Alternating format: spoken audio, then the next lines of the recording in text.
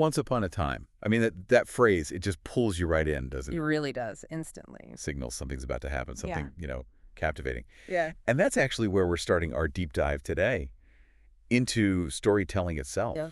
Mm-hmm. Because it's not just like a nice thing we do. It Yeah. feels much more fundamental, like a bedrock of being human, Yeah. ancient, Yeah. universal. Absolutely. It's woven into us. So for this deep dive, we want to get beyond just what stories are.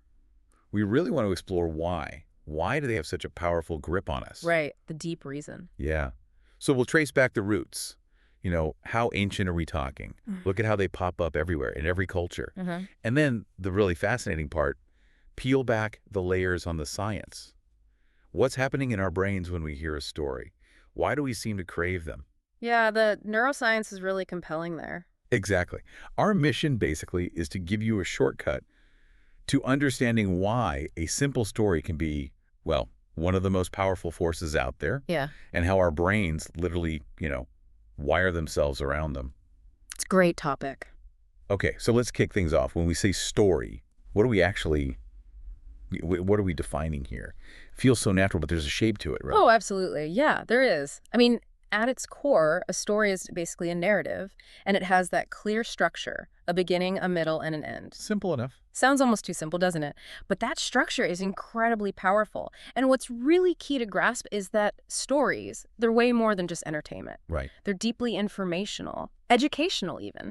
I'd argue they're essential for, well, human survival and how we function together in societies. And there's a really strong case to be made that storytelling probably popped up right alongside language itself. Oh, that early. That early, which explains why it's universal. I mean, every single human culture we know of has storytelling. It's embedded in who we are. That idea, storytelling, emerging with language as a core way to share vital stuff, does that point to like a survival mechanism? Absolutely. Think about it, right? Our ancestors, they didn't have textbooks or Google. Yeah, definitely not. They needed quick ways to understand dangers, learn where to find food, figure out complex social rules. Stories did that. They provided this vivid, memorable context. So it ticks better than just a list of rules. Exactly.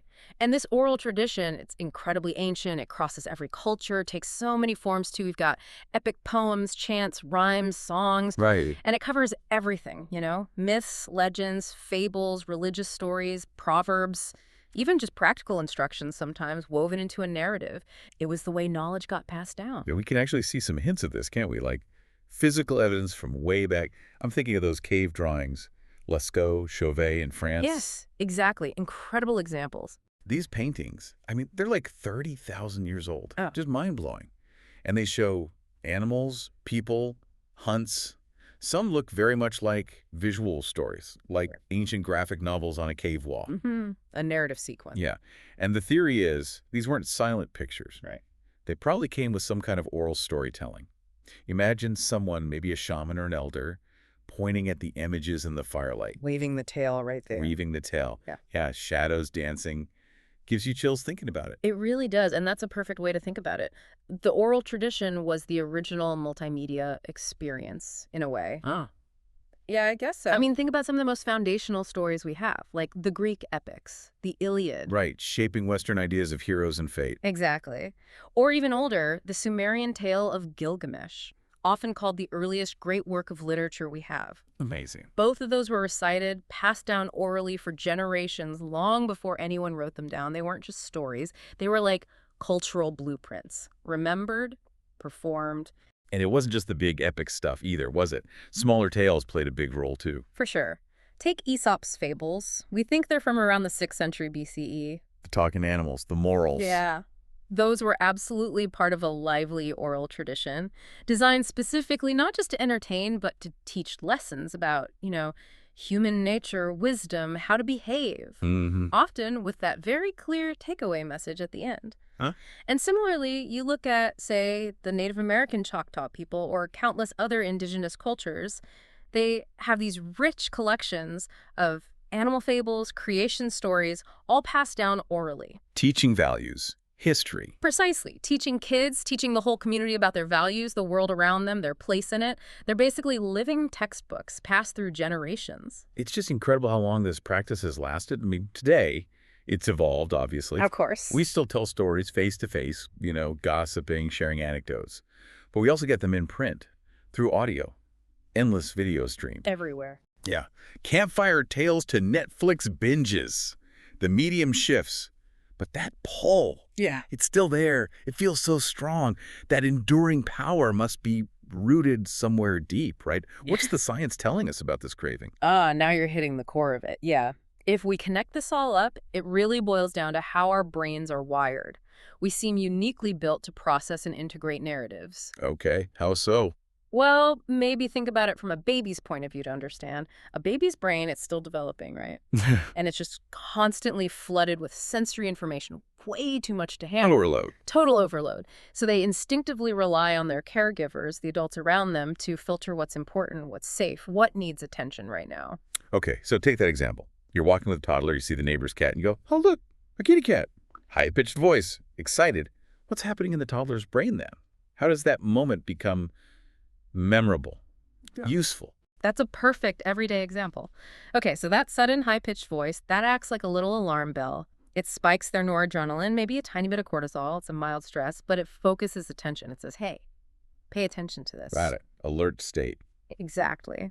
Then your cheerful tone, the pleasant sight of the cat that delivers a little hit of dopamine, that's the reward signal. Safety, enjoyment. Oh, okay. So you get this rapid 1-2 punch, focused attention, then relief or reward. That combination creates what scientists call an emotional signature. The brain basically stamps that moment. Important, worth remembering. It's like highlighting a passage in a book. That makes total sense. So the brain isn't just soaking it up passively, it's actively looking for those emotional flags. Precisely. And here's where the story learning connection comes in. Human brains seem unique in how we continuously integrate these, let's call them packages of experience, into what we already know. Packages of experience. Yeah, and each package corresponds to one of those emotional signatures, that little up and down of cortisol and dopamine. That signature tells the brain, take a snapshot, store this moment. And it stores it with crucial metadata. Metadata, like computer tags. Kind of, yeah. Think of them as mental tags or labels. Cat, neighbor's yard, safe, felt curious.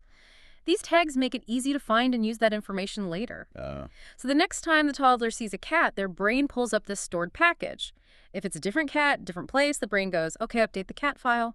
It refines its rules based on new info, constantly learning, updating its model of the world. So if our brains are literally built to process info in these emotionally tagged packages, well, it kind of begs the question, doesn't it? How perfectly do stories fit that model? Is that why we find them so compelling? Bingo. That's the real aha moment here. Stories are like perfectly packaged in the exact format our brain needs to process a learning unit. Think about those classic phrases. Once upon a time, and they lived happily ever after. They're not just charming traditions. They're doing something functional. Exactly. They act as ideal emotional bookends for these learning units. Once upon a time subtly primes us. Creates a little anticipatory tension, that touch of cortisol, again signaling, okay, something important is coming. Right, lean in. Yeah. Then the resolution, the happily ever after, or whatever the ending is, delivers that dopamine hit, the reward. It signals, okay, learning cycle complete, store this information. It's a natural fit, almost biological, for how our brains learn and remember. It's like the ultimate brain-friendly format. Yeah. Okay, so given this deep link, this sort of biological wiring, why are people so drawn to stories? Universally, what are the big payoffs for us? Well, thinking about it, first off, maybe stories help us feel some sense of control. The world can feel pretty random, chaotic sometimes. Narratives seem to offer order, a way to find patterns, make sense of things. Even if it's fiction, your brain is busy connecting cause and effect, right? Which maybe feels psychologically comforting. Like you have some handle on things. That's a huge part of it, creating meaning out of chaos. And second, stories feel like our brain's empathy workout room. Huh. I like that. Empathy gym. Yeah. You step into someone else's shoes, feel what they feel, think what they think, but without any real-world risk. You finish a really powerful book or movie, and for a little while, you see the world slightly differently. Is that what's happening? Like neural pathways firing? That's exactly it. It's not just a vague feeling. Studies actually show engaging with narrative activates the same brain regions we use in real social interactions. No way. Yeah, it engages mirror neurons, helps us simulate what others are going through, builds genuine empathy that can actually carry over into real life. It's like a low-stakes training ground for understanding people. Makes us more socially aware. Okay, control, empathy. And third, maybe just sheer efficiency. Stories are just a really good way to share information so it sticks. Absolutely critical. Details in a story are way more memorable than just dry facts, bullet points, which must have been vital for our ancestors, right? For cooperation, survival. Yeah, man. Like warning the group about a predator or teaching how to find food, a story about a specific encounter or a journey. That's going to stick way better than danger. Is that With Tiger or Edible Roots Map, Sector G. Precisely. It lets complex knowledge, strategies, warnings get passed down accurately through generations. It's incredibly efficient. So thinking about that passing down of knowledge, Yeah. how do stories function in society today beyond just basic learning or survival tricks? Oh, that's a great question. Because they still play huge roles. Think about something as simple and common as bedtime stories. Right, a classic ritual. That ritual, it's an ideal way to communicate cultural values. Folk tales especially often state a moral right at the end. A moralist story. Exactly. And that moral acts like a powerful label for an abstract concept. Think honesty or courage or kindness. Now, when kids hear lots of different stories that all illustrate, say, courage, maybe one character faces a fear, another stands up for someone, they don't just learn a definition. They build a much deeper, richer understanding of what courage actually looks like in different situations. It's like building a mental model through examples. Perfectly put. It's learning through lived experience via this story. And it's not just passive listening for kids, is it? Even toddlers are doing narrative stuff, like pretend play. Oh, absolutely. Pretend play is fascinating. Toddlers naturally use it to simulate new situations, and these little games they create, they basically have all the features of a story, a setting, characters, some kind of conflict or problem, and usually a resolution. Right, like playing house or superheroes. Yeah. And doing that lets the child vividly experience emotions and maybe fear, excitement, frustration within the story they're creating, and learn how to handle them in a safe space.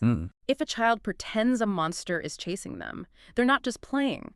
They're creating a narrative to explore fear and practice how they might react. And parents can even join in, see what the child's thinking, and maybe gently guide or reframe things. It's collaborative learning through narrative. Okay. Our brains are wired for stories. It's how we learn, build empathy, pass on values, even practice emotions. This mechanism is incredibly powerful. Which makes me think, can it be hacked, exploited? Unfortunately, yes. Yeah. That's the flip side of having such an effective learning system. Knew it. The very same structure that makes stories so good for learning useful things also explains why things like conspiracy theories can be so incredibly persuasive, even when they're, completely untrue and easily debunked. How does that work? They use the exact same powerful narrative structure. They often start with some outrageous claim that immediately grabs your attention. Right. A little cortisol spike. Hooks you in. Then they frame the story with a strong moral value, like, this is the secret truth they're hiding, or wake up, people, which resonates emotionally. And finally, they offer a clear explanation or suggest an action, giving you that dopamine hit of making sense or having a mission. The beginning, middle, end with the emotional tags. Exactly. And here's the kicker. If that narrative comes from someone you trust, or from within a group you identify with, which is how we learn things originally, from our tribe, then that conspiracy story gets accepted really easily. It feels complete. It offers a simple reason for complex or scary things. It hooks you emotionally, and that makes it incredibly hard to shake, even when you're presented with contradictory facts. It just shows the raw power of narrative over data sometimes. Wow. Okay, so it really does all come back around. Storytelling. It's so much more than just entertainment. It's ancient. It's everywhere. It's fundamental to how we actually learn, make sense of everything, connect with each other. It's just deep. It really is. Stories aren't just something we tell or consume. They reflect a deeply ingrained learning process that's literally shaped humanity for thousands, probably tens of thousands of years. And understanding the science behind it, how our brains are wired for it, those emotional cues, the structure, we can actually harness that power more intentionally. For education, for communication, even just for understanding ourselves and the world better. It's a tool we all have. So next time you hear Once Upon a Time, or even just when you're telling someone about your day, maybe just pause for a second. Think about how stories aren't just reflecting your world back at you. They're actively shaping it, shaping your perceptions, your understanding. What story are you telling right now, maybe even just to yourself? And how is that story shaping your reality?